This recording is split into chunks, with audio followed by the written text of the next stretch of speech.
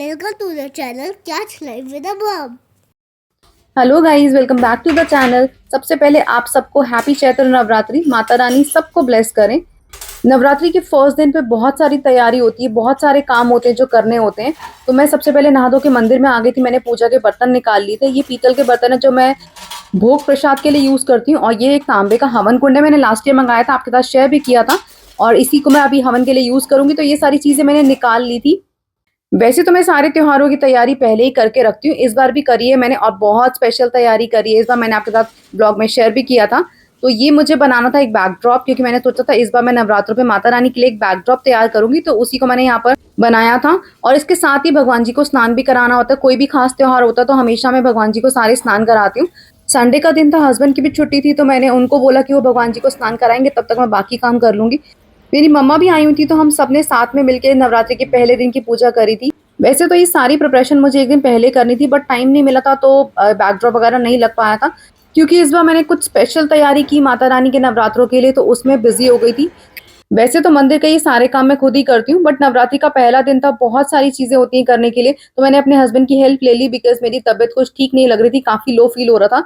तो साथ साथ में उन्होंने थोड़ी हेल्प कर दी, तब तक मैंने मंदिर की तैयारी कर ली थी। वैसे भी जब कोई भी त्योहार का दिन होता है तो मैं भगवान जी के सारे आसन चेंज करती हूँ। ये मैंने खुद ही बनाए थे, तो मैंने बिछा दिए। बहुत ही सुंदर लगता है ना जब फेस्टिव सीजन में रेड कलर लगा हो। तो मंदिर की मैंने तैयारी कर ली थी। बहुत सारा सामान मैं इस बार नया लेकर आई थी, आपके साथ काफी चीजें शेयर भी करी थी मैंने पिछले व्लॉग में। सो वो सब चीजें भी मुझे चेंज करनी थी यहाँ पर। तो इतना सारा काम करना था ना पहले दिन, तो इसीलिए बहुत ज्यादा टाइम लग रहा था। ये मैं नई चौकी लेकर आई थी माता रानी के लिए, बिकॉज मुझे माता रानी का दरबार लगाना था अलग से इस बार। तो मैंने माता रानी की चौकी पहले रेडी करी। इसके साथ साथ मैं कुछ और सामान भी लेकर आई थी, जो मैं पिछले ब्लॉग में आपके साथ शेयर नहीं कर पाई थी, क्योंकि मैं उसके बाद लेकर आई थी वो सामान। और इतना टाइम नहीं था कि मैं सेपरेटली उन सबको शूट करके आपको दिखाऊं, तो मैं इसी ब्लॉग में आपके साथ शेयर कर दूंगी। सुबह के 1.5-2 घंटे तो सिर्फ मंदिर सेटअप करने में लग गए थे, ये सारी तैयारियों में। और ये मैं एक और आसन लेकर आई थी, बहुत ही सुंदर है। इस पे स्वास्तिक बने हुए सब तरफ, येलो कलर में बहुत ब्राइट लग रहा था। और ये चौकी मैंने आपको अपने पिछले ब्लॉग में दिखाई थी, जो मैंने नई मंगाई थी। तो इसे भी मैंने लगा दिया था यहाँ पर, और उसके ऊपर ये सुंदर सा आसन लगाया, बहुत सुंदर बन गया था ये। और ये हमने बैकड्रॉप रेडी किया था। माता रानी की मूर्ति को मैंने स्नान करा के यहाँ पर रखा। और सबसे स्पेशल चीज जो मैं माता रानी के लिए लेकर आई थी वो ये ड्रेसेस।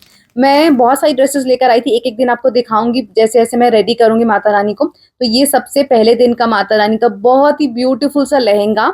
और ये मैं बहुत सिलेक्टिव पीसेस छांट के लेकर आई हूँ माता रानी के लिए। ऑरेंज कलर का लहंगा और उसके बाद एक ऑरेंज कलर का दुपट्टा। और इतना ब्यूटीफुल दुपट्टा है ना, ये बहुत सुंदर। तो मैंने सोचा था मैं फर्स्ट डे माता रानी को ये लहंगा पहनाऊंगी, और मैंने ये ड्रेसअप किया उनको। और मेरी तो नजरें ही नहीं हट रही थी माता रानी की मूर्ति से, इतनी सुंदर लग रही थी ना माता रानी, मैं क्या बताऊं। बस यहीं पर बैठ के देखते रहने का मन कर रहा था। मेरा काफी मन था कि इस बार मैं माता रानी को अलग अलग तरह की ड्रेसेस पहनाऊंगी, और मैंने परचेज करी तो मुझे बहुत अच्छा लगा। और ये कुछ माता रानी के श्रृंगार का सामान जो मैं हमेशा रेगुलर बेसिस पे यूज करती हूँ। माता रानी को मैंने बिंदी लगाई, बहुत ब्यूटीफुल सी लग रही थी। देखो कितनी सुंदर लग रही है माता रानी। मेरा तो बस ऐसा होता है कि इनको बस बैठ के देखते रहूं। और उसके बाद मैंने इत्र लगाया, जो हमेशा मैं भगवान जी के लिए रखती हूँ। अलग अलग तरह के इत्र है मेरे पास। ये मैं नई माला लेकर आई थी, इस बार लेकर आई थी सारे भगवान जी के लिए। और क्योंकि नवरात्रि थे तो मैंने सोचा सारी मालाएं चेंज कर देती हूँ। ये छोटी छोटी मूर्तियों के लिए छोटी छोटी माला। तो ये सब भी हमने नवरात्रि के फर्स्ट डे पे ही चेंज करा था मॉर्निंग में। मंदिर के लिए मैं और भी काफी सारा सामान लेकर आई थी, जो मुझे भगवान जी को सजाने के लिए चाहिए था। बट सब कुछ नहीं लगा पाई थी, क्योंकि इतने सारे काम थे ना उस दिन, और टाइम भी बहुत ज्यादा हो गया था ये सब करते करते। तो माला वगैरह सबकी चेंज कर दी थी, और भगवान जी बहुत सुंदर लग रहे थे। बहुत सुंदर माला आई है इस बार।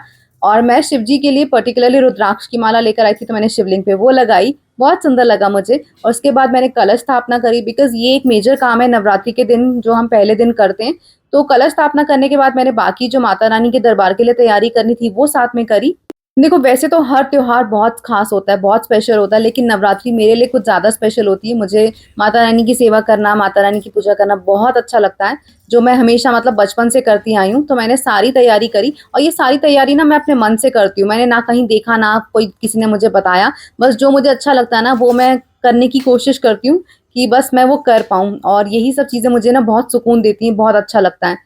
तो सारी तैयारी मैंने कर ली थी मॉर्निंग की। नवरात्रि के पहले दिन स्पेशली मॉर्निंग में काफी सारा काम होता है, नो डाउट, बट ये सब करके बहुत तसल्ली मिलती है जब ये सब कुछ पूरा हो जाता है। नवरात्रि के 9 दिनों में मैं अखंड जोत जलाती हूँ, तो उसी के लिए मैं तैयारी अलग से करती हूँ, क्योंकि ये दिया होता है ना जो 9 दिन पूरा बुझना नहीं चाहिए, तो इस पे भी चेक रखना पड़ता है कि जब भी बत्ती कम हो, घी कम हो तो हमेशा मैं डाल देती हूँ। और ये माता रानी का श्रृंगार जो मैं लेकर आई थी इस बार, तो ये सारा श्रृंगार का सामान मैं हमेशा माता रानी के आगे ही रखती हूँ, और उसके बाद जब 9 दिन पूरे होते हैं तब मैं किसी को देती हूँ, और इसमें से कुछ अपने लिए भी रखती हूँ यूज़ करने के लिए, क्योंकि ये मुझे लगता है माता रानी की ब्लेसिंग और आशीर्वाद होता है। और ये बड़ी माला मैं लेकर आई थी मंदिर के लिए, क्योंकि मंदिर हमारा बड़ा है ना, तो उसमें इस तरह से माला लग जाती है, तो सारे भगवान जी के लिए हो जाता है, और बाकी सेपरेटली उनको फूल चढ़ा देते हैं। ये एक छोटा सा स्टैंड मैं मार्केट से अलग से परचेज करके लेकर आई थी इस हवन कुंड के लिए। नवरात्रि की फर्स्ट मॉर्निंग पे हमने बहुत सारी प्रिपरेशन करी थी, बहुत कुछ किया। मैं आपको छोटे छोटे ग्लिम्पसेस दिखा रही हूँ पूरी प्रिपरेशन के, सो दैट ब्लॉग बहुत लंबा ना हो जाए। ये सारी तैयारियां करने के बाद मैंने हवन की प्रिपरेशन करी, बिकॉज ये एक चीज है जो मैं पूरे 9 दिन में करती हूँ। इस हवन के लिए मैं सामग्री को थोड़ा सा अलग तरीके से बनाती हूँ, जो मैं यूज करती हूँ आपके साथ किसी एक पर्टिकुलर वीडियो में शेयर कर दूंगी। मैंने बचपन से अपने घर में हवन होते हुए देखे हैं, तो ये चीज़ें मुझे बहुत रिलैक्सिंग लगती हैं, बहुत सुकून महसूस कराती हैं, तो मैं ये चीज़ें ज़रूर करना चाहती हूँ। और इससे सिर्फ हमारा मन ही खुश नहीं होता, हमारे घर की वाइब्स भी बहुत अच्छी हो जाती हैं। तो ये हवन की तैयारी हो गई थी जो हवन सामग्री में बनाती हूँ, और इसके बाद हमने साथ में मिल के हवन करा। छुट्टी का दिन था तो कैश के पापा भी घर पे थे, अदरवाइज उनके लिए पॉसिबल नहीं हो पाता इन सब में पार्टिसिपेट करना, और नानी भी आई हुई थी, तो हमने सबने साथ में मिलके हवन करा।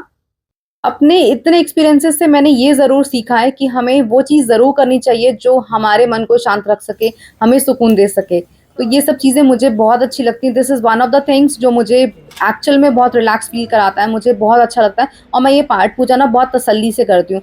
हवन कंप्लीट होने के बाद सारे घर में हवन दिखा दिया था, और उसके बाद बैठ के मैंने अपना पाठ कर लिया था जो मुझे नवरात्रि में करना होता है। घुमा के बालकनी में रख देना।